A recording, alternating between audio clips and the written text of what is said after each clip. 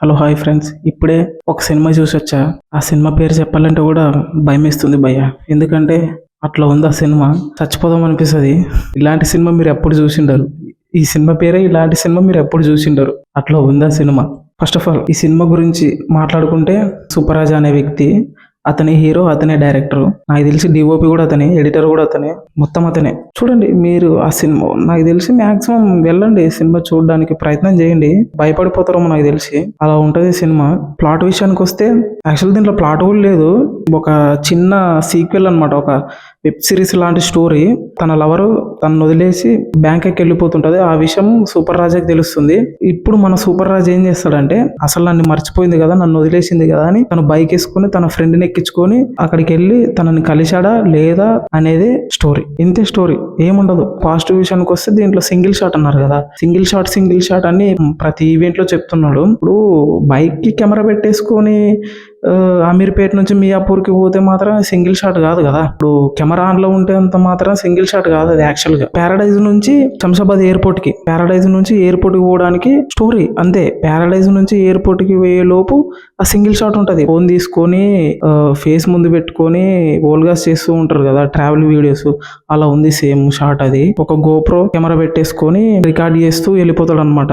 అది అసలు యాక్టింగ్ విషయానికి వస్తే, నిజం చెప్పాలంటే అది యాక్టింగ్ కాదు, అరచడం. అంటే నోటికి ఏది వస్తే అది మాట్లాడేయడం అనమాట. ఒక డైలాగ్ ప్రాపర్ గా ఉండదు, ఒక వాళ్ళ ఫేస్ ఎక్స్ప్రెషన్స్ ప్రాపర్ గా ఉండదు, ఆ కాస్ట్యూమ్ ముఖానికి రక్తం అంటుంటది అది కూడా ప్రాపర్ గా ఉండదు.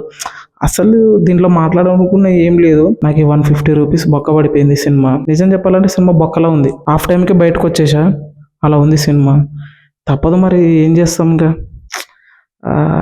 అనుకోలేదు ఇట్లా జరుగుతుంది అనుకోలేదు. ఎందుకంటే బుక్ మై షోలో 170K అంటే ఆల్మోస్ట్ 1,70,000 లైక్స్ ఉన్నాయి కదా. కనీసం వెళ్తారు కదా థియేటర్కి, ఓకే లైక్స్ ఉంది ఎక్స్పెక్ట్ చేస్తారు జనాలు అని అనుకున్నాం. బట్ ఏంటంటే యాక్చువల్గా యూట్యూబ్లో ట్రైలర్ 6 minutes రిలీజ్ చేసింటే, సేమ్ అదే యాస్టిస్ ట్రైలర్ ని మళ్ళీ సేమ్ సినిమాలో ఫస్ట్ లో స్టార్టింగ్ లో వేసేస్తాడు 6 minutes. చెత్త అంటే పరమ చెత్త అసలు. ఇప్పుడు మినిమం సినిమా థియేటర్ కి రిలీజ్ అవుతుందంటే మినిమం ఎక్స్పెక్టేషన్స్ ఉంటాయి. అంటే ఒక ప్రాపర్ విజువల్స్ గానీ, ఒక ప్రాపర్ యాక్టింగ్ గానీ, ప్రాపర్ కథ గానీ, అలాగే జనాలు ఎక్స్పెక్ట్ చేస్తారు. బట్ దీంట్లో ఏది లేదు. సింగిల్ షాట్ కూడా కాదు అది. యాక్చువల్ అది ఓల్గా మీరు కూడా ఏం చేస్తారు, ఇప్పుడు ర్యాపిడో ఊబర్ నడిపే వాళ్ళు ఉంటారు కదా, ముందు ఒక ఫోన్ ఉంటది కదా, లొకేషన్ చూస్తూ వెళ్ళిపోతారు.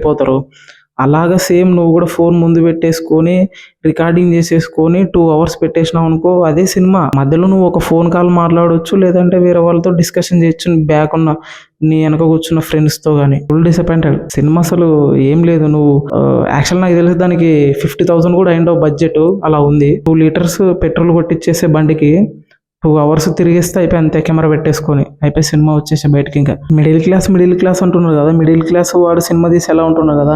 మిడిల్ క్లాస్ అయినా కానీ ఇప్పుడు అందరూ మిడిల్ క్లాసే బ్రో. ఎందుకంటే అందరు అంబానీ కొడుకులు కాదు కదా, అందరూ మిడిల్ క్లాస్ నుంచే వస్తారు. బట్ కానీ నువ్వు ట్రై చేసినావు, నీ తప్పేం లేదు. బట్ మిడిల్ క్లాస్ నుంచి వచ్చినావు, నువ్వు ట్రై చేసినావు. బట్ ఏంటంటే నువ్వు ఆలోచించాలి, నేను ఎలాంటి అవుట్పుట్ ఇస్తున్నా, ఎలాంటి క్వాలిటీ ఇస్తున్నా, ఎలాంటి యాక్టింగ్ చేస్తున్నా అనేది నువ్వు ఒకసారి చూసుకోవాలి. పిచ్చి ఏది పడితే ఏది అరసిదింగి ఏది పడితే అది చేసితే ఎవడు చూడు బొచ్చు. ఇది గైస్ రివ్యూ. మీరు వెళ్ళి ఒకసారి చూడండి, ట్రై చేయండి వీలైతే. ఎందుకులే మళ్ళీ చచ్చిపోతారో అనిపిస్తుంది నాకు తెలిసి, భయపడతారో నాకు తెలిసి థియేటర్కి వెళ్తే మీరు. అలా ఉంది.